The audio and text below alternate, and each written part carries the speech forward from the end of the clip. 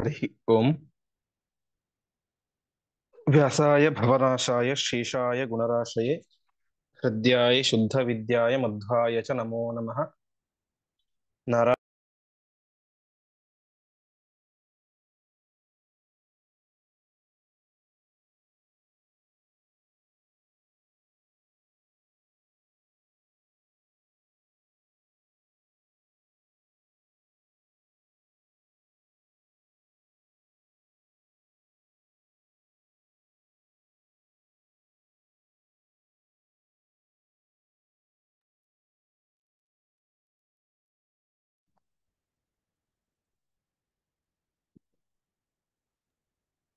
ಆಚಾರ್ಯ ಕೇಳಿಸ್ತಾ ಇಲ್ಲ.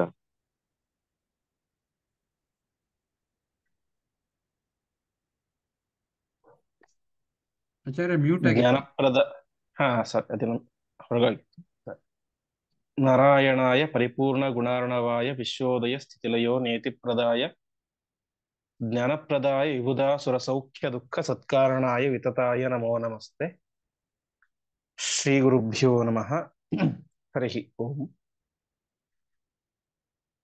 ನಿನ್ನೆಯ ಪಾಠದಲ್ಲಿ ನಾವು ಕೇಳಿದಂತೆ ತಾರ, ಅಂಗದ, ಜಾಂಬವಂತನೇ ಮೊದಲಾದಂತಹ ಹಿರಿಯರೆಲ್ಲರೂ ಕೂಡ ಸೇರಿಕೊಂಡು ನಿರ್ಣಯ ಮಾಡ್ತಾರೆ, ನಾವು ವಾಪಸ್ ನಮ್ಮ ರಾಜ್ಯವಾದಂತಹ ಕಿಷ್ಕಿಂಧೆಗೆ ಹೋಗೋದು ಬೇಡ, ಹೋದರೆ ಅಲ್ಲಿ ಸುಗ್ರೀವನನ್ನು ಕೊಂದು ಬಿಡ್ತಾನೆ, ಹಾಗೆ ಹೀಗೆ ತಿನ್ನೋ ವಿಚಾರ ಮಾಡಿ ತಮ್ಮ ಅಭಿಪ್ರಾಯವನ್ನ ತಿಳಿಸ್ತಾರೆ. ಆವಾಗ ಹನುಮಂತ್ ಹೇಳ್ತಾರೆ, ನಿಮ್ಮ ಒಳಗಿನ ಆಂತರ್ಯ ಬೇರೆ ಇದೆ. ತಾರನ ಉದ್ದೇಶ ಏನಂತಂದ್ರೆ ನಾವಲ್ಲಿಗೆ ಹೋಗ್ಬಾರ್ದು, ಹೋಗ್ಲಿಲ್ಲ ಅಂತ ಹೇಳಿದಾಗ ಏನಾಗುತ್ತೆ, ಸೀತೆ ಅನ್ವೇಷಣಾ ಕಾರ್ಯ ಸುಗ್ರೀವ ಸರಿಯಾಗಿ ಮಾಡಿಲ್ಲ ಅಂತ ರಾಮನಿಗೆ ಸಿಟ್ಟು ಬರುತ್ತೆ ಸುಗ್ರೀವನ ಮೇಲೆ. ಆವಾಗ ರಾಮ ಸುಗ್ರೀವನನ್ನ ಸಾಯಿಸ್ತಾನೆ. ಸುಗ್ರೀವ ಸತ್ತಾಗ ರಾಜನಿಲ್ಲದೆ ಇರುವಂತಹ ಆ ಕಿಷ್ಕಿಂಧ ರಾಜ್ಯಕ್ಕೆ ಮುಂದಿನ ಅಧಿಪತಿ ಯಾರಾಗಬೇಕು? ಅಂಗದನಾಗಬೇಕು. ಹೀಗೆ ಇಷ್ಟೆಲ್ಲ ಒಂದು ಮಾಸ್ಟರ್ ಪ್ಲಾನ್ಗಳನ್ನು ಇಟ್ಕೊಂಡು ತಾರ ಈ ಒಂದು ಮಾತನಾಡಿರ್ತಾನೆ. ಕೊನೆಗೆ ಹನುಮಂತನ ಮಾತಿನಿಂದಾಗಿ ಅವರೆಲ್ಲರೂ ಕೂಡ ತಮ್ಮ ತಪ್ಪನ್ನ ಅರಿತುಕೊಂಡು ವಾಪಸ್ ಹನುಮಂತ ನೀನು ಹೇಗೆ ಹೇಳ್ತೀವಿ ಹಾಗೆ ಮಾಡ್ತೇವೆ ಅಂತ ಸೀತಾನ್ವೇಷಣ ಕಾರ್ಯಕ್ಕೆ ಮತ್ತೆ ಮುಂದುವರಿತಾ ಅವರು ಮಹೇಂದ್ರ ಮಾಸೇದು ರಗಾದ ಬೋಧಾಹ ಅಂತ ದೊಡ್ಡ ಜ್ಞಾನಿಗಳಾದಂತಹ ಅವರೆಲ್ಲರೂ ಕೂಡ ಮಹೇಂದ್ರ ಪರ್ವತಕ್ಕೆ ಬಂದರು ಅಂತ ಇಷ್ಟು ಚಿಂತನೆಯನ್ನು ನಾವು ನಿನ್ನೆ ಮಾಡಿದ್ವಿ. ಇಂದಿನಿಂದ 47ನೇ ಶ್ಲೋಕದಿಂದ ಪ್ರಾರಂಭ ಆಗುತ್ತೆ. ನಿರೀಕ್ಷತೆ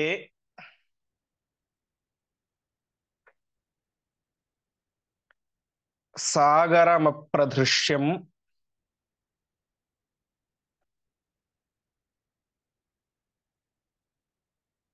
ಅಪಾರಮೇಯಂ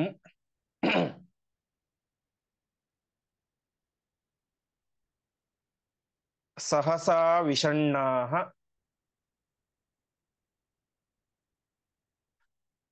ದೃಢಂ ನಿರಾಶಾಶ್ಚ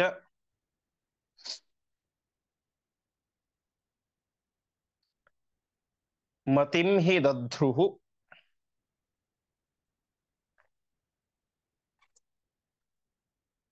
ಪ್ರಾಯೋಪವೇಶಾಯ ತಥಾ ಚ ಚಕ್ರುಃ.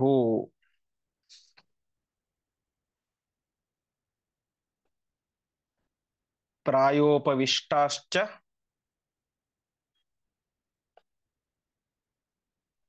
ಕಥಾಂ ವದಂತಃ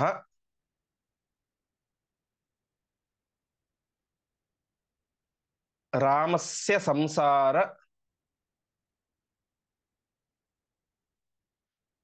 ವಿಮುಕ್ತಿದಾತುಃ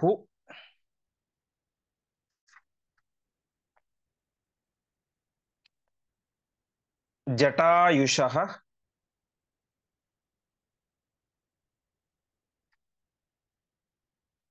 ಪಾತನಮೋಚಿರೇ ತತ್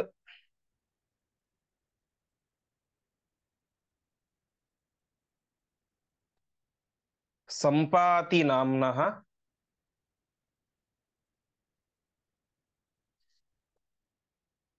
ಶ್ರವಣಂ ಜಗಾಮ.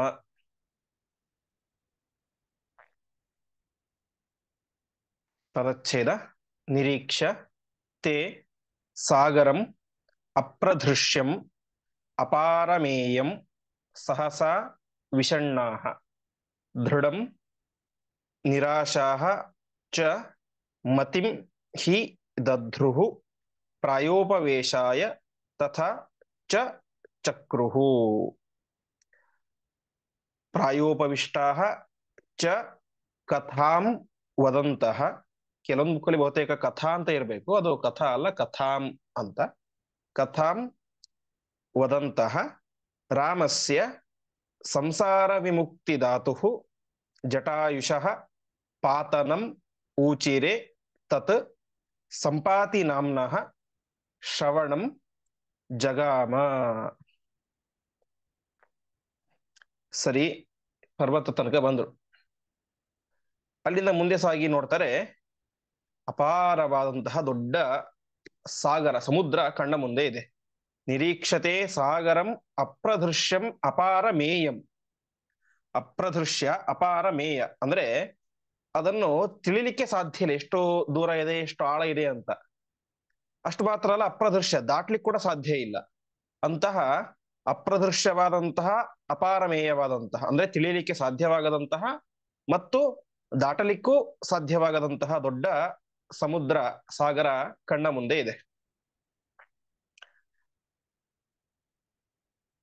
ಈ ಒಂದು ನೀರಿನ ದೊಡ್ಡ ಆಗರಕ್ಕೆ ಸಮುದ್ರ ಅಂತ ಕರೀತಾರೆ, ಹಾಗೆ ಸಾಗರ ಅಂತ ಕರೀತಾರೆ. ಯಾಕೆ ಆ ರೀತಿ ಕರೀತಾರೆ ಅಂತಂದ್ರೆ, ಮುದ್ರಾ ಅಂದ್ರೆ ತೀರ, ದಡಕ್ಕೆ ತೀರಕ್ಕೆ ಮುದ್ರಾ ಅಂತ ಕರೀತಾರೆ. ಸಮುದ್ರ ಅಂದ್ರೆ ಯಾವುದಕ್ಕೆ ದಡ ಇದೆನೋ ಅದು ಸಮುದ್ರ, ಯಾವುದಕ್ಕೆ ತೀರ ಇದೆನೋ ಅದು ಸಮುದ್ರ ಅಂತ. ತೀರ ಪ್ರತಿಯೊಂದಕ್ಕೂ ಇದೆ. ನದಿಗೂ ತೀರ ಇದೆ, ಒಂದು ಸರೋವರಕ್ಕೂ ತೀರ ಇದೆ, ಒಂದು ಕೆರೆಗೂ ತೀರ ಇರುತ್ತೆ, ದಡ ಇರುತ್ತೆ. ಹಾಗಂದ ಮೇಲೆ ಸಮುದ್ರಕ್ಕೆ ಮಾತ್ರ ಯಾಕೆ ಸ್ಪೆಷಲ್ ಆಗಿ ದಡ ಇರುವುದು ಅಂತಾನೇನೆ ನಾಮಕರಣ ಮಾಡಿ ಹೆಸರಿಟ್ರು ಸಂಸ್ಕೃತದಲ್ಲಿ ಅಂತ ಪ್ರಶ್ನೆ ಬರುತ್ತೆ. ಅದಕ್ಕೆ ಅಸಾಧಾರಣ್ಯನ ವ್ಯಪದೇಶ ಭವಂತಿ ಅಂತ ಸಂಸ್ಕೃತದ ಒಂದು ನಿಯಮ. ಅಂದ್ರೆ ಈಗ ನಾವು ತುಂಗಭದ್ರಾ ನದಿಗೆ ಹೋಗ್ತೇವೆ, ಯಾವುದೋ ಒಂದು XYZ ನದಿ. ನದಿಯ ಒಂದು ತೀರದಲ್ಲಿ ನಿಂತ್ಕೊಂಡಾಗ ನಮಗೆ ನದಿಯ ಆ ಕಡೆ ತೀರ ಕಾಣಿಸುತ್ತೆ. ನಮಗೆ ನದಿಯ ಒಂದು ತೀರದಲ್ಲಿ ಹೋಗಿ ನಿಂತ್ಕೊಂಡ್ರೆ ನದಿಯ ಇನ್ನೊಂದು ತೀರ ನಮಗೆ ಕಾಣಿಸುತ್ತೆ. ಅವಾಗ ಏನ್ ಗೊತ್ತಾಗುತ್ತೆ, ನದಿಗೂ ಆ ಕಡೆ ತೀರ ಇದೆ, ಕಾಣಿಸುತ್ತೆ ಅಂತ ನಮಗೊಂದು ಧೈರ್ಯ ಬರುತ್ತೆ. ಸಮುದ್ರಕ್ಕೆ ಹಾಗಲ್ಲ. ಸಮುದ್ರದ ಒಂದು ತೀರದಲ್ಲಿ ಹೋಗಿ ನಿಂತ್ಕೊಂಡ್ರೆ ನಮಗೆ ಆ ಕಡೆಯ ದಡ ಕಾಣಿಸೋದೇ ಇಲ್ಲ. ಸಮುದ್ರದ ಮಧ್ಯಕ್ಕೆ ಹೋಗಿ ಬಿಟ್ರೆ ಅಂತರೂ ಯಾವ ದಡವೂ ಕಾಣಿಸಲ್ಲ. ಹಾಗಾಗಿ ಈ ಒಂದು ಸಾಗರಕ್ಕೂ ತೀರ ಇದೆ, ದಡ ಇದೆ ಅನ್ನೋದನ್ನು ತಿಳಿಸ್ಲಿಕ್ಕೋಸ್ಕರ ಏನ್ ಮಾಡಿದ್ರು, ಸಮುದ್ರ ಅಂತಾನೇನೆ ನಾಮಕರಣ ಮಾಡಿದ್ರು. ಇದಕ್ಕೂ ದಡ ಇದೆ. ಹಾಗಾದ್ರೆ ಗೊತ್ತಾಯ್ತು ನಮಗೆ ನದಿಗೆ ಯಾಕೆ ಸಮುದ್ರ ಅಂತ ಕರೆಯಲ್ಲ. ನೋಡಿದ ತಕ್ಷಣ ಗೊತ್ತಾಗ್ಬಿಡುತ್ತೆ ನಮಗೆ, ಇದಕ್ಕೆ ದಡ ಇದೆ ಅಂತ. ಆ ಸಮುದ್ರಕ್ಕೆ ಹಾಗಲ್ಲ, ಕಾಣಿಸೋದಿಲ್ಲ. ಕೆಲವೊಮ್ಮೆ ಹೆದರೇ ಬಿಡ್ತಾರೆ ಸಮುದ್ರ ಮಧ್ಯಕ್ಕೆ ಹೋದವ್ರು, ಯಾರೋ ಅದ್ರ ಬಗ್ಗೆ ಗೊತ್ತಿಲ್ಲದೆ ಇರೋಂಥವ್ರು. ಹಾಗಾಗಿ ಇದಕ್ಕೂ ತೀರ ಇದೆ, ಇದಕ್ಕೂ ದಡ ಇದೆ ಅಂತ ತಿಳಿಸ್ಲಿಕ್ಕೋಸ್ಕರ ಏನ್ ಮಾಡಿದ್ರು, ಇದಕ್ಕೆ ಸಮುದ್ರ ಅಂತಾನೇನೆ ನಾಮಕರಣ ಮಾಡಿದ್ರು. ಹಾಗೆ ನಮ್ಗೆ ಇನ್ನೊಂದು ಪದ ಬರುತ್ತೆ, ಶ್ರಾದ್ದ ಅಂತ. ಶ್ರಾದ್ದ ಶಬ್ದಕ್ಕೆ ಬೇರೆ ಏನೋ ದೊಡ್ಡ ಅರ್ಥ ಇಲ್ಲ, ಶ್ರದ್ಧೆಯಿಂದ ಮಾಡೋದಕ್ಕೆ ಶ್ರಾದ್ದ ಅಂತ ಕರೀತಾರೆ ಅಷ್ಟೇ. ಹಾಗಾದ್ರೆ ನಾವು ಸಂಧ್ಯಾ ವಂದನೆ ಶ್ರದ್ಧೆಯಿಂದನೇ ಮಾಡಬೇಕು, ದೇವರ ಪೂಜೆ ಶ್ರದ್ಧೆಯಿಂದ ಮಾಡಬೇಕು. ಪ್ರತಿಯೊಂದು ಕಾರ್ಯಗಳನ್ನು ಕೂಡ ಉಪನಿಷತ್ ಹೇಳುವಂತೆ ಯದೇವ ವಿದ್ಯೆಯಾ ಕರೋತಿ ಶ್ರದ್ಧೆಯ ಉಪನಿಷದ ತದೇವ ವೀರ್ಯವತ್ತರಂ ಭವತಿ ಅಂತ, ಶ್ರದ್ಧೆಯಿಂದ ಮಾಡಿದ್ರೇನೆ ಅದು ಪೂರ್ತಿ ಫಲ ಕೊಡುತ್ತೆ ಅಂತ ಉಪನಿಷತ್ತೆಲ್ಲ ಹೇಳುತ್ತೆ. ಹಾಗಾದ್ರೆ ಸ್ಪೆಷಲ್ ಆಗಿ ಆ ಪಿತೃ ಕಾರ್ಯಕ್ಕೆ ಮಾತ್ರ ಯಾಕೆ ಶ್ರಾದ್ದ ಅಂತ ಶ್ರದ್ಧೆಯಿಂದನೇ ಮಾಡ್ಕೊಂತ ಯಾಕೆ ಸ್ಪೆಷಲ್ ಆಗಿ ಹೇಳಿದ್ರು? ಪ್ರತಿಯೊಂದನ್ನು ಶ್ರದ್ಧೆಯಿಂದನೇ ಮಾಡ್ಬೇಕಲ್ವಾ ಅಂತ ಪ್ರಶ್ನೆ ಬರುತ್ತೆ. ಅಲ್ಲಿ ಯಾಕೆ ಮಾಡಿದ್ರು ಅಂದ್ರೆ, ನಮಗೆ ಉಳಿದ ಕಾರ್ಯಗಳಲ್ಲಿ ಶ್ರದ್ಧೆ ಸಹಜವಾಗಿ ಬಂದ್ಬಿಡುತ್ತೆ, ಬರ್ಲಿಕ್ಕೆ ಅವಕಾಶಗಳು ಜಾಸ್ತಿ ಇರ್ತವೆ. ಆದರೆ ಶ್ರಾದ್ದದಲ್ಲಿ ಹಾಗಲ್ಲ. ಒಬ್ಬ ವ್ಯಕ್ತಿ ಅರ್ಥಾತ್ ಮಗ ತನ್ನದೇ ಕೈಯಾರೆ ತನ್ನ ತಂದೆ ತಾಯಿಗಳ ಹೆಣಕ್ಕೆ ಬೆಂಕಿ ಇಟ್ಟು ಅವ್ರನ್ನ ದೇಹ ಸುಟ್ಟು ಹೋಗಿರುತ್ತೆ, ಬೂದಿ ಉಳಿದಿರುತ್ತೆ. ಆ ಬೂದಿ ಮೂಳೆಗಳನ್ನು ಕೂಡ ತೆಗೆದುಕೊಂಡು ಹೋಗಿ ಯಾವುದೋ ನದಿಯಲ್ಲೋ ಸಮುದ್ರದಲ್ಲೋ ಅಸ್ಥಿ ವಿಸರ್ಜನೆ ಮಾಡಿಬಿಟ್ಟಿರ್ತಾರೆ. ಹಾಗಾಗಿ ಅವರ ತುಂಡು ಕೂಡ ಅಲ್ಲಿ ಇರೋದಿಲ್ಲ. ಹಾಗೆ ಸ್ವತಃ ತಾನೇ ಕೈಯಾರೆ ಶರೀರವನ್ನು ದಹನ ಮಾಡಿರ್ತಾನೆ. ತಾನೇ ದಹನ ಮಾಡಿದಂತಹ ಒಂದು ವ್ಯಕ್ತಿಗಳ ಶರೀರ ಮುಗಿದು ಹೋಗ್ಬಿಟ್ಟಿರುತ್ತೆ. ಅಂತ ಸಂದರ್ಭದಲ್ಲಿ ನಾನು ಮಾಡಿದಂತಹ ಪಿಂಡ ಪ್ರದಾನ ತರ್ಪಣಾದಿಗಳು ಅದೆಲ್ಲ ಕೂಡ ಅವರಿಗೆ ಹೋಗಿ ಹೇಗ್ ಸೇರುತ್ತೆ ಅಂತ ಶ್ರದ್ಧೆ ಬರ್ಲಿಕ್ಕೆ ಅವಕಾಶಗಳು ಕಡಿಮೆ ಇರುತ್ತೆ. ನಾನೇ ಸುಟ್ಟು ಹಾಕಿದ್ದೀನಿ, ಅಲ್ಲಿ ಅದು ಹೋಗಿ ಹೇಗೆ ಸೇರುತ್ತೆ ಅವರಿಗೆ, ಅವ್ರು ಯಾವ ರೂಪದಲ್ಲಿ ಇರ್ತಾರೆ, ಹೇಗೆ ಹೀಗೆ ಅಂತ ಪ್ರಶ್ನೆಗಳು ಜಾಸ್ತಿ ಆದ ಹಾಗೆ ಅದಕ್ಕೆ ಉತ್ತರ ಸಿಗದೇ ಹೋದರೆ, ಸಮರ್ಪಕವಾದಂತಹ ಉತ್ತರ ಸಿಗದೇ ಹೋದರೆ ಶ್ರದ್ಧೆ ಬರುವಂತಹ ಅವಕಾಶ ಕಡಿಮೆ ಇರುತ್ತೆ. ಸುಮ್ಮನೆ ಏನೋ ಪುರೋಹಿತರು ಹೇಳ್ತಾರೆ ಅಥವಾ ಇನ್ಯಾರು ಹೇಳ್ತಾರೆ ಅಥವಾ ಮನೇಲಿ ದೊಡ್ಡವರು ಬೈತಾರೆ ಮಾಡ್ಲಿಲ್ಲ ಅಂದ್ರೆ ಅನ್ನೋ ಕಾರಣಕ್ಕೆ ಮಾಡುವಂತಹ ಸಾಧ್ಯತೆ ಜಾಸ್ತಿ ಇರುತ್ತೆ. ಹಾಗಾಗಿ ಆ ರೀತಿ ಮಾಡಬೇಡಿ. ಅವಶ್ಯವಾಗಿ ಅದು ಅವರಿಗೆ ಹೋಗಿ ಸೇರೇ ಸೇರುತ್ತೆ. ಹಾಗಾಗಿ ಶ್ರದ್ಧೆಯಿಂದನೇ ಮಾಡಿ ಅಂತ ಅನ್ನೋದನ್ನ ಸ್ಪೆಷಲ್ ಆಗಿ ತಿಳಿಸಲಿಕ್ಕೋಸ್ಕರ ಏನ್ ಮಾಡ್ತಾರೆ, ಶ್ರಾದ್ದ ಅಂತ ಪಿತೃಕಾರ್ಯಕ್ಕೆ ನಾಮಕರಣ ಮಾಡ್ತಾರೆ. ಹಾಗೆ ಸಾಗರಕ್ಕೆ ಸಮುದ್ರ ಅಂತ ನಾಮಕರಣ ಮಾಡ್ತಾರೆ. ಸಾಗರ ಅಂತ ಹೆಸರು ಯಾಕೆ ಅಂತಂದ್ರೆ ಈ ಸಗರನ ಮಕ್ಕಳು, ನಾವೇನು ಭಗೀರಥನ ಕತೆ ಕೇಳ್ತೀವಲ್ಲ, ಸಗರನ 60,000 ಜನ ಮಕ್ಕಳು ಅವರೇ ಮಾಡಿರ್ತಾರೆ ಈ ಯಜ್ಞದ ಕುದುರೆಯನ್ನ ಇಂದ್ರ ಅಪಹಾರ ಮಾಡಿಕೊಂಡು ಹೋಗಿ ಕಪಿಲ ಋಷಿ ಹತ್ತಿರ ಕಟ್ಟಿರ್ತಾನೆ, ಆ ಸಗರನ ಒಂದು ಅಶ್ವಮೇಧದ ಕುದುರೆಯನ್ನ. ಆ ಸಂದರ್ಭದಲ್ಲಿ 60,000 ಜನ ಮಕ್ಕಳು ಏನ್ ಮಾಡ್ತಾರೆ, ಭೂಮಿಯನ್ನು ಅಗಿತಾ ಅಗಿತಾ ಅಗಿತಾ ಪಾತಾಳ ಲೋಕಕ್ಕೆ ಹೋಗ್ತಾರೆ. ಅಲ್ಲಿ ಯಾರು ಕುತ್ಕೊಂಡಿರ್ತಾನೆ, ಕಪಿಲ ರೂಪಿಯಾದಂತಹ ಪರಮಾತ್ಮ ತಪಸ್ ಮಾಡ್ತಾ ಕುತ್ಕೊಂಡಿರ್ತಾನೆ. ಹಾಗೆ ಅವರು ಭೂಮಿಯನ್ನು ಅಗೆದು ಅಗೆದು ಏನು ಹೋದಲ್ಲ ಕೆಳಗಡೆಗೆ, ಅವರು ಅಗೆದಂತಹ ಜಾಗವೇನೆ ಅಲ್ಲಿ ನೀರು ತುಂಬಿಕೊಂಡು ಮುಂದೆ ಏನಾಯ್ತು ಅದೇ ಸಮುದ್ರ ಅಂತ ಆಯ್ತು. ಅದಕ್ಕೆ ಇನ್ನೊಂದು ಹೆಸರೇನು, ಸಾಗರ ಅಂತ. ಅಂದ್ರೆ ಸಗರನ ಮಕ್ಕಳಿಂದಾಗಿ ಹೂಳಲ್ಪಟ್ಟಿದ್ದು ಅಂತ ಇತಿಹಾಸದಲ್ಲಿ ಕೇಳ್ತೇವೆ. ಹೀಗೆ ಅಂತಹ ನಿರೀಕ್ಷತೆ ಸಾಗರ ಅಪ್ರದೃಶ್ಯಂ ಅಪಾರಮೇಯಂ ಸಹಸಾ ವಿಷಣ್ಣಾಹ ಅಂತ ನೋಡಿದ ತಕ್ಷಣ ಅವರಿಗೆ ತುಂಬಾ ಸಹಸಾ ವಿಷಣ್ಣಾಹ, ಒಂದ್ ರೀತಿ ಖಿನ್ನತೆ ಬಂದ್ಬಿಡುತ್ತೆ.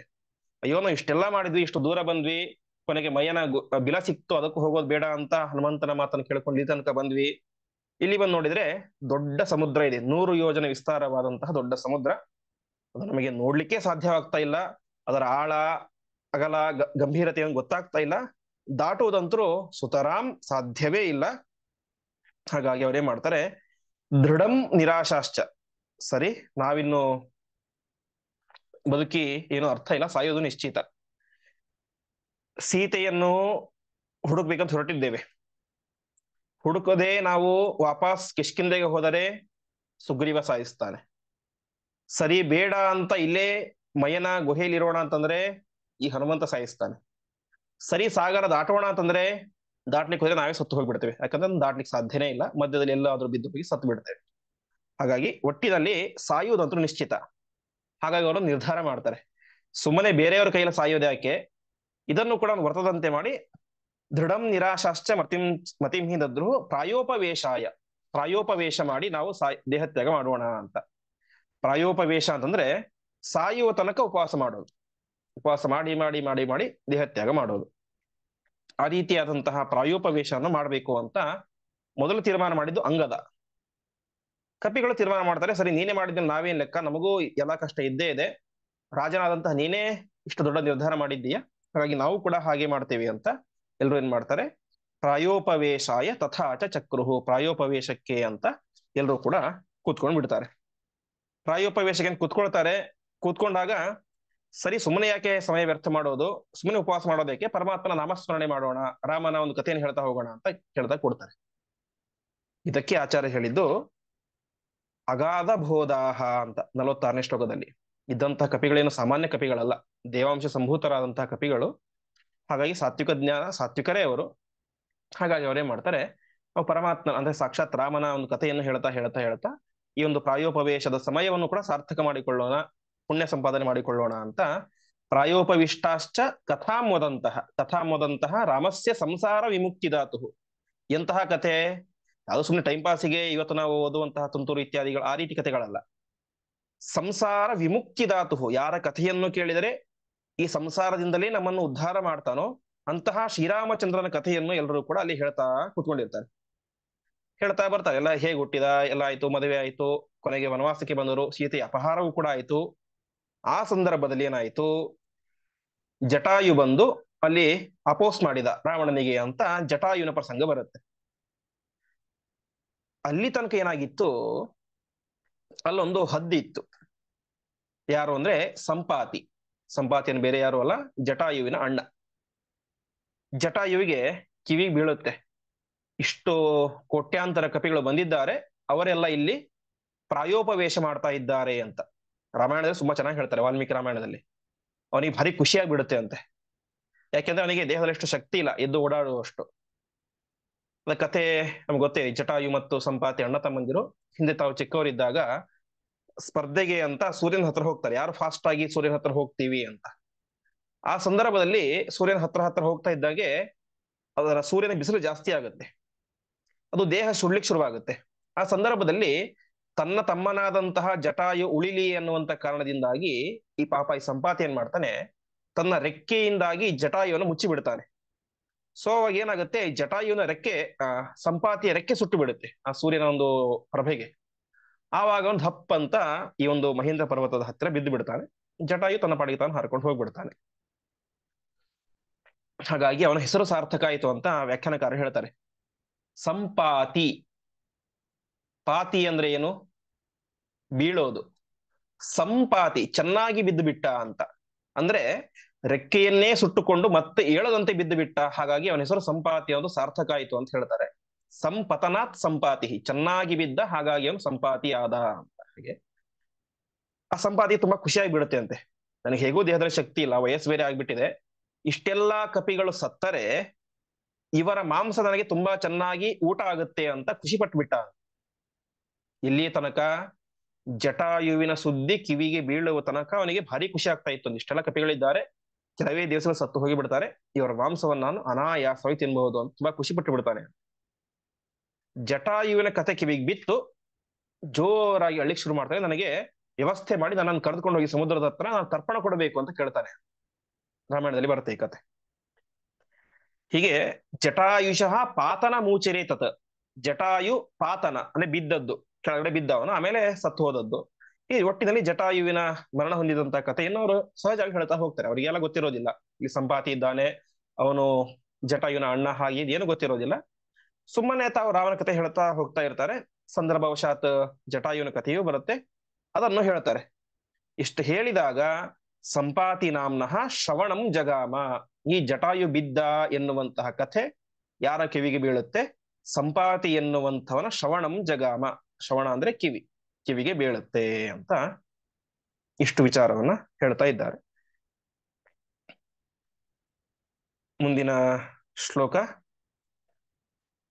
ತಸ್ಯಾಗ್ರಜೋಸೌ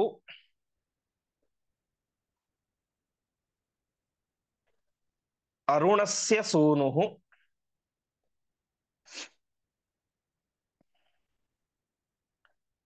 ಸೂರ್ಯಸ್ಯ ಬಿಂಬಂ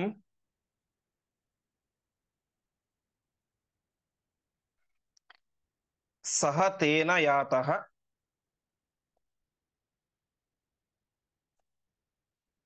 ಜವಂ ಪರೀಕ್ಷನ್ನಥ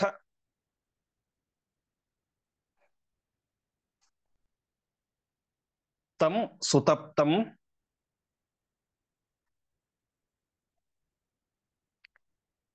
ಗುಪ್ತ್ವಾ ಪತತ್ರ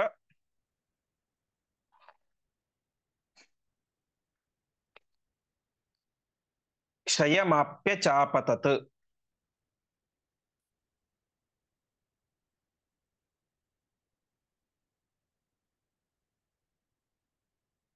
ಸದಗ್ಧಪಕ್ಷಃ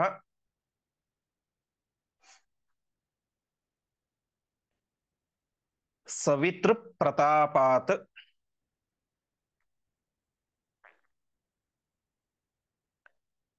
ಶ್ರುತ್ವೈವ ರಾಮಸ್ಯ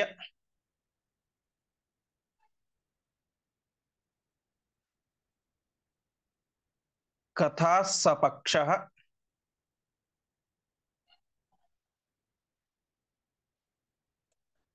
ಭೂತ್ವಾ ಪುನಶ್ಚಾಪಿ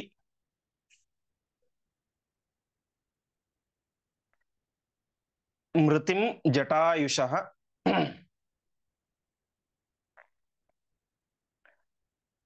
ಶುಶ್ರಾವ ಪೃಷ್ಟ್ವಾ ಪುನರೇವ ಸಮ್ಯಕ್.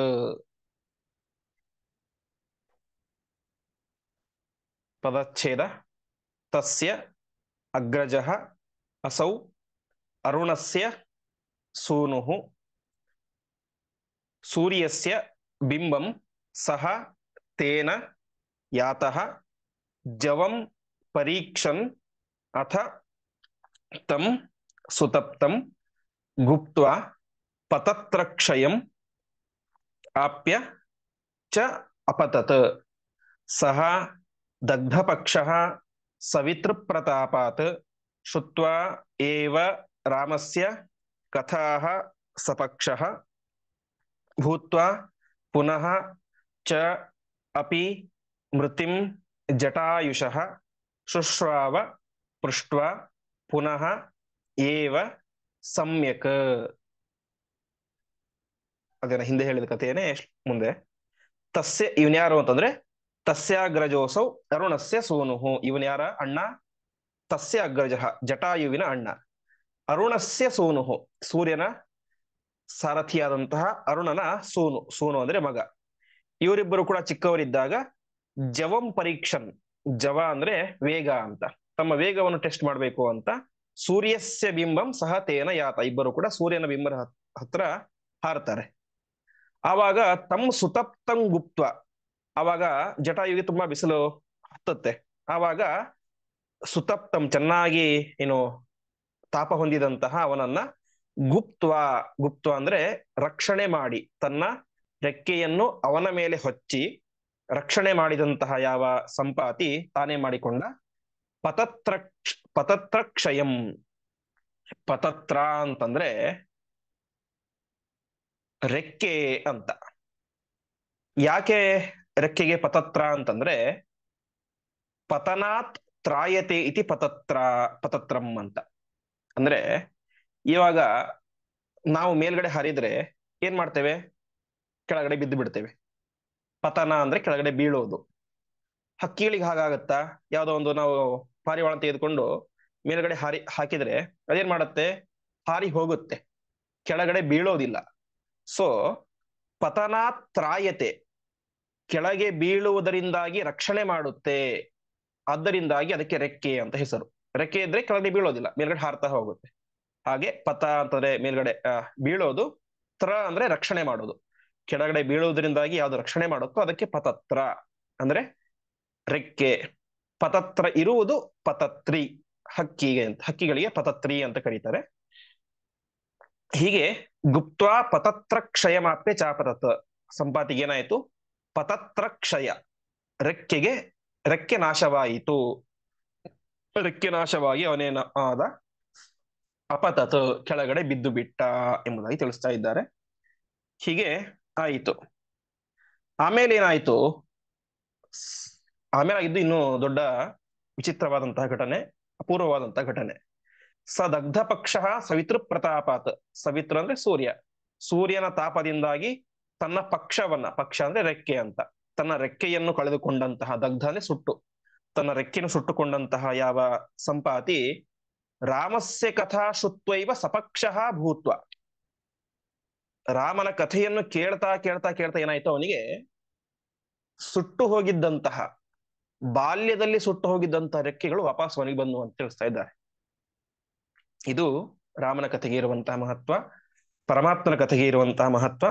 ಅದನ್ನೇ ಆಚಾರ್ಯರ ಹಿಂದೆ ಹೇಳಿದ್ದು ಸಂಸಾರ ವಿಮುಕ್ತಿದಾತು. ಯಾವ ಸಾಮಾನ್ಯ ರೆಕ್ಕೆ ಅಲ್ಲ, ಸಂಸಾರದಿಂದಲೇ ನಮ್ಮನ್ನು ಉದ್ಧಾರ ಮಾಡ್ತಾನೆ ಪರಮಾತ್ಮ.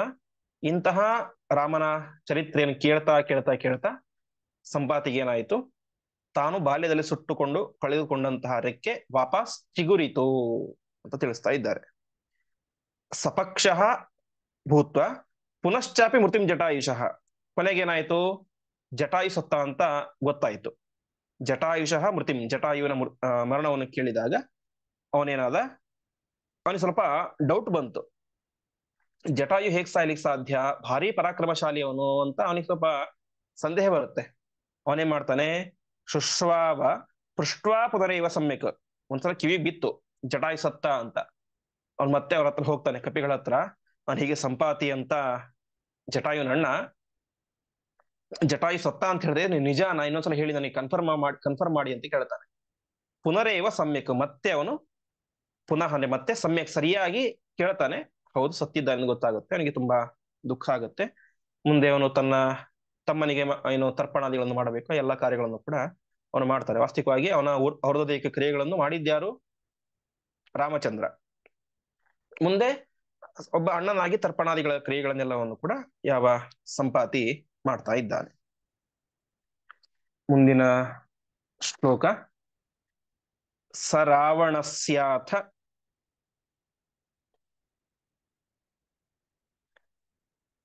ಗತಿಂ ಸುತೋಕ್ತಾಂ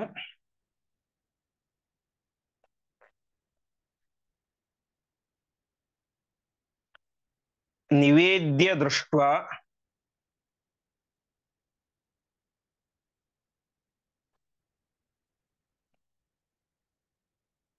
ಜನಕಾತ್ಮಜಾಕೃತಿಂ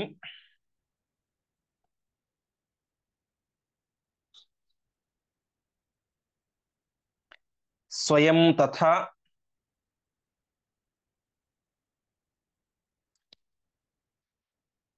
ಅಶೋಕವನೆ ನಿಷಣ್ಣಾಂ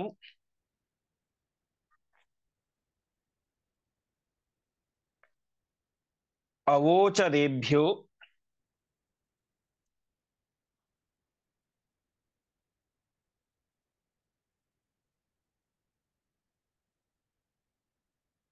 ಹರಿಪುಂಗವೇಭ್ಯಃ.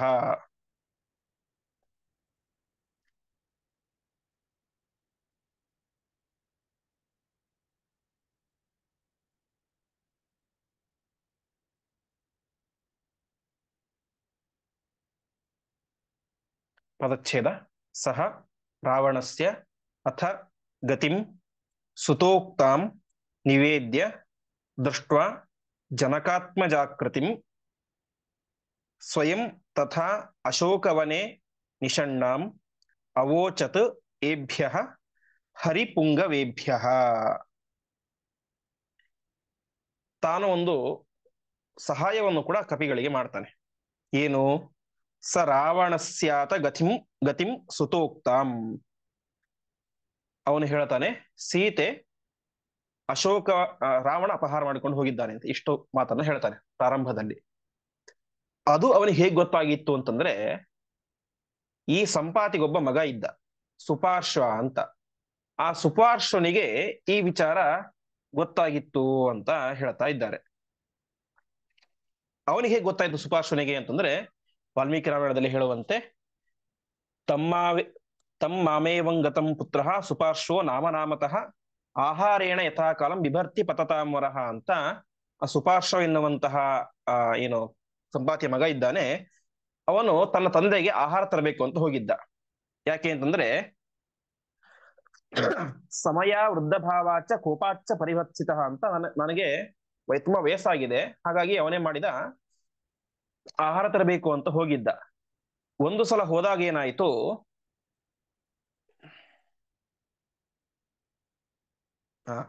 ಸ್ತ್ರಿಯಮಾದಾಯ ಗಚ್ಚನ್ವೈ ಭಿನ್ನಾಂಜನ ಚಯಪ್ರಭಃ ಸಚಮೇ ರಾವಣೋ ರಾಜ ರಕ್ಷಸಾಂ ಪ್ರತಿವೇದಿತಃ ಹರನ್ ದಾಶರಥೇಃ ಭಾರ್ಯಾಂ ರಾಮಸ್ಯ ಜನಕಾತ್ಮಜಾಂ ಅಂತ ವಾಲ್ಮೀಕಿ ರಾಮಾಯಣ ಕಿಷ್ಕಿಂಧಾಕಾಂಡದಲ್ಲಿ ಬರುವಂತಹ ಮಾತು. ಸುಪಾರ್ಶ್ವ ಆಹಾರ ತರಲಿಕ್ಕೆ ಅಂತ ಹೋಗಿರ್ತಾನೆ, ಸಂಪಾತಿ ಮಗ. ಹೋದಾಗ ಏನಾಗುತ್ತೆ, ಹದ್ದು, ಅದು ಸುಪಾರ್ಶ್ವನು ಕೂಡ ಒಂದು ಹದ್ದು, ತುಂಬಾ ಎತ್ತರಕ್ಕೆ ಹೋಗಿ ಹಾರಾಡ್ತಾ ಇರ್ತಾನೆ. ಆವಾಗ ಯಾರೋ ಒಬ್ಬ ವ್ಯಕ್ತಿ ಯಾರೋ ಒಂದು ಹೆಣ್ಣನ್ನ ಕರೆದುಕೊಂಡು ಹೋಗ್ತಾ ಇರ್ತಾನೆ ಬಲಾತ್ಕಾರವಾಗಿ ಅಂತ ಅವನಿಗೆ ಗೊತ್ತಾಗುತ್ತೆ. ಹತ್ತಿರ ಹೋಗಿ ನೋಡ್ತಾನೆ, ಈ ರಾವಣನ ದೇಹದಿಂದ ರಕ್ತ ಸುರಿತಾ ಇರುತ್ತೆ. ಯಾಕೆ? ಜಟಾಯು ಅವನಿಗೆ ಗಾಯ ಮಾಡಿದ್ದ. ಆವಾಗ ಅವನಿಗೆ ಗೊತ್ತಾಗುತ್ತೆ, ಹೋಗ್ತಾ ಇರುವಂತವನು ಲಂಕಾಧಿಪತಿಯಾದಂತಹ ರಾವಣ. ಅವನು ತೆಗೆದುಕೊಂಡು ಹೋಗ್ತಾ ಇರೋದು ಯಾರನ್ನ? ದಾಶರಥೇಹೇ ಭಾರ್ಯಾಂ ರಾಮಸ್ಯ ಜನಕಾತ್ಮಜಾಂ. ದಶರಥನ ಮಗನಾದಂತಹ ರಾಮನ ಹೆಂಡತಿಯನ್ನ, ದಾಶರಥಿ ಅಂದ್ರೆ ದಶರಥನ ಮಗ ರಾಮ, ಅವನ ಭಾರ್ಯೆಯನ್ನ, ಹೆಂಡತಿಯನ್ನ ಕರೆದುಕೊಂಡು ಹೋಗ್ತಾ ಇದ್ದಾನೆ ಎಂಬುದಾಗಿ ಇಷ್ಟು ವಿಚಾರ ಹೇಳಿರ್ತಾನೆ ಸಂಪಾತಿಗೆ. ಅವನು ವಿಚಾರವನ್ನು ಹೇಳ್ತಾನೆ, ಹೀಗೆ ರಾವಣ ಅಪಹರಣೆ ಮಾಡಿಕೊಂಡು ಹೋಗಿದ್ದಾನೆ ಸೀತೆಯನ್ನು ಅಂತ. ಸರಾವಣಸ್ಯಾತ ಗತಿಂ ಸುತೋಕ್ತಾಂ ನಿವೇದ್ಯ. ರಾವಣ ಹೀಗೆ ಕರ್ಕೊಂಡು ಹೋಗಿದ್ದಾನೆ ಅಂತ ಅವರಿಗೆ ನಿವೇದನೆ ಮಾಡ್ಕೊಳ್ತಾನೆ, ಹೇಳ್ತಾನೆ. ಅದಾದ್ಮೇಲೆ ಅವನಿಗೆ ಈಗ ಏನ್ ಬಂದಿದೆ? ರೆಕ್ಕೆ ಬಂದಿದೆ. ಯಾರಿಗೆ? ಸಂಪಾತಿಗೆ. ರಾಮನ ಕಥೆಯನ್ನು ಕೇಳಿ ರೆಕ್ಕೆ ಬಂದಿದೆ. ಹಿಂದಿನ ಶಕ್ತಿ ಮತ್ತೆ ಹುರುಪು ಎಲ್ಲವೂ ಕೂಡ ವಾಪಸ್ ಬಂದಿದೆ. ತಾನೇನ್ ಮಾಡ್ತಾನೆ, ನೀವೇನು ಚಿಂತೆ ಮಾಡಬೇಡಿ, ಸೀತೆ ಎಲ್ಲಿದ್ದಾಳೆ ಅಂತ ಎಕ್ಸಾಕ್ಟ್ ಆಗಿ ನಾನು ನಿಮಗೆ ಹೇಳ್ತೇನೆ ಅಂತ ಒಂದೇ ಕ್ಷಣದಲ್ಲಿ ಆಕಾಶಕ್ಕೆ ಹಾರ್ತಾನೆ. ಇಷ್ಟು ವರ್ಷಗಳಿಂದ ರೆಕ್ಕೆ ಕಳೆದುಕೊಂಡು ಸಾಮಾನ್ಯವಾಗಿ ಒಂದು ಕಡೆ ಬಿದ್ದು ಬಿಟ್ಟಿದ್ದಂತಹ ಸಂಪಾತಿ ರಾಮನ ಕಥೆಯ ಒಂದು ಪ್ರಭಾವದಿಂದಾಗಿ ರೆಕ್ಕೆ ಪಡೆದುಕೊಂಡು ಹಾರ್ತಾನೆ ಆಕಾಶಕ್ಕೆ. ಮೇಲ್ಗಡೆ, ತುಂಬಾ ಮೇಲ್ಗಡೆ ಹಾರ್ತಾನೆ. ಹಾರಿದಾಗ ನೋಡ್ತಾನೆ, ಸ್ವಯಂ ತಥಾ ಅಶೋಕವನೇ ನಿಷಣ್ಣಾಂ ಜನಕಾತ್ಮಜಾಕೃತಿಂ. ಲಂಕಾಪಟ್ಟಣದಲ್ಲಿರುವಂತಹ ಅಶೋಕ ವನದಲ್ಲಿ ಜನಕಾತ್ಮಜ ಆಕೃತಿ, ಸೀತಾಕೃತಿಯನ್ನ ನೋಡ್ತಾನೆ ಅವನು. ಸೀತಾಕೃತಿಯನ್ನು ನೋಡಿ ಬಂದು ಹೇಳ್ತಾನೆ, ನೀವು ಹುಡುಕ್ತಾ ಇರುವಂತಹ ಸೀತೆ ಲಂಕಾಪಟ್ಟಣದಲ್ಲಿ ಅಶೋಕವನದಲ್ಲಿ ಇದ್ದಾಳೆ ಅಂತ ಹರಿಪುಂಗವೇಭ್ಯ ಅವೋಚತ್. ಪುಂಗವರು ಅಂದ್ರೆ ಶ್ರೇಷ್ಠರು, ಕಪಿಶ್ರೇಷ್ಠರಾದಂತಹ ಅವರೆಲ್ಲರಿಗೂ ಕೂಡ ಈ ಮಾತನ್ನ ಹೇಳ್ತಾನೆ ಅಂತ ಇಷ್ಟು ವಿಚಾರವನ್ನ ಆಚಾರ್ಯ ತಿಳಿಸ್ತಾ ಇದ್ದಾರೆ. ಹೀಗೆ ಒಟ್ಟಿನಲ್ಲಿ ಹುಡುಕ್ಬೇಕಂತ ಬರ್ತಾರೆ, ಸಮುದ್ರ ಅಡ್ಡ ಬರುತ್ತೆ, ಏನ್ ಮಾಡೋಕ್ಕಂತ ತೋಚೋದಿಲ್ಲ, ಪ್ರಾಯೋಪವೇಶಕ್ಕೆ ಕೂತ್ಕೊಳ್ತಾರೆ, ರಾಮನ ಕಥೆಯನ್ನು ಹಾಡ್ತಾ ಇರ್ತಾರೆ. ಕಥೆಯನ್ನು ಕೇಳಿ ಸಂಪಾತಿಗೆ ರೆಕ್ಕೆ ಬರುತ್ತೆ, ರೆಕ್ಕೆ ಬಂದು ತಾನು ತನ್ನ ಮಗನಾದಂತಹ ಸುಪಾರ್ಶ್ವ ಹೇಳಿದಂತಹ ಕಥೆಯನ್ನು ಅವರಿಗೆ ಹೇಳಿ ತಾನು ಸ್ವಯಂ ಮೇಲ್ಗಡೆ ಹಾರಿ ಮೇಲ್ಗಡೆ ಹೋಗಿ, ಅಂದ್ರೆ ಅವನೇನು ಲಂಕೆಗೆ ಹೋಗೋದಿಲ್ಲ, ಹದ್ದುಗಳಿಗೆ ತೀಕ್ಷ್ಣವಾದಂತಹ ದೃಷ್ಟಿ ಇರುತ್ತೆ, ತುಂಬಾ ಎತ್ತರಕ್ಕೆ, ಭಾರಿ ಎತ್ತರಕ್ಕೆ ಹಾರ್ತಾನೆ, ಅಲ್ಲಿಂದಲೇನೆ ಸೀತಾಕೃತಿಯನ್ನ ನೋಡ್ತಾನೆ. ಹೀಗೆ ಇಷ್ಟು ವಿಚಾರವನ್ನು ಆಚಾರ್ಯ ತಿಳಿಸ್ತಾ ಇದ್ದಾರೆ. ಮುಂದೆ ಮತ್ತೆ ಹಾಗಾದ್ರೆ ಲಂಕಾಪಟ್ಟಣಕ್ಕೆ ಯಾರು ಹಾರೋದು ಅಂತ. ಲಂಕಾಪಟ್ಟಣ ಇಲ್ಲಿಂದಾಗಿ 100 ಯೋಜನ ದೂರ ಇದೆ, ಸಮುದ್ರದಲ್ಲಿ ಹೋಗ್ಲಿಕ್ಕೆ ಆಗೋದಿಲ್ಲ, ಅಷ್ಟು ವಿಸ್ತಾರವಾದಂತಹ ಸಮುದ್ರ, ದೊಡ್ಡ ಸಮುದ್ರ. ಹಾಗಾಗಿ ಹೋಗೋದಾದ್ರೆ ಹಾರ್ಕೊಂಡೇ ಹೋಗ್ಬೇಕು. ಹಾರ್ಕೊಂಡು ಹೋಗ್ಲಿಕ್ಕೆ ಯಾರ್ಯಾರು ಎಷ್ಟು ಕೆಪಾಸಿಟಿ ಇದೆ ಎಲ್ಲವನ್ನು ಕೂಡ ಹೇಳ್ತಾ ಹೋಗ್ತಾರೆ. ಕೊನೆಗೆ ಹನುಮಂತ ದೇವರು ಆ ಒಂದು ಸಮುದ್ರವನ್ನು ಹಾರ್ತಾರೆ. ಅಷ್ಟೆಲ್ಲ ವಿಚಾರಗಳನ್ನ ಮತ್ತೆ ಮುಂದೆ ನಾಳೆ ಪಾಠದಲ್ಲಿ ನೋಡೋಣ ಎಂಬುದಾಗಿ ಹೇಳ್ತಾ ಇಂದಿನ ಪಾಠವನ್ನ ಶ್ರೀಕೃಷ್ಣಾರ್ಪಣಮಸ್ತು. ನಮಸ್ಕಾರ. ನಮಸ್ಕಾರ. ನಮಸ್ತೆ ಗುರುಗಳೇ. ನಮಸ್ಕಾರ ಆಚಾರ್ಯ.